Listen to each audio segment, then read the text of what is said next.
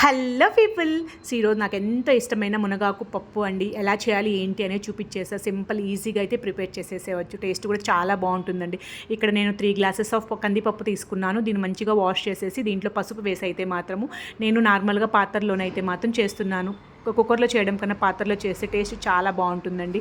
ఇప్పుడు ఈ పప్పునైతే మాత్రం ఒక 25% ఉడికాక దీంట్లోకి అయితే మాత్రము ఒక ఆనియన్ అలాగే 2 టమోటోస్ పచ్చిమిర్చి అయితే వేసేసుకొని పప్పునైతే మాత్రం ఒక 75% అయితే ఉడకనివ్వాలి. తర్వాత దీంట్లోకి అయితే ఇక్కడ నేను 2 కట్టల మునగాకు అయితే తీసుకున్నానండి. దీన్ని మునగాకు వేసేసి కొంచెం చింతపండు వేసి పప్పునైతే మాత్రం మెత్తగా అయితే ఉడికించేసుకోవాలి. ఇప్పుడు ఈ పప్పునైతే మాత్రం దీనికి రుచికి సరిపడ్డ సాల్ట్ అయితే వేసేసి పప్పు గుత్తితో అయితే మాత్రం వెనిపేసుకోవాలి. లాస్ట్లో అయితే మాత్రం దీన్ని అయితే తిరగమాత అయితే పెట్టేసేవాలి.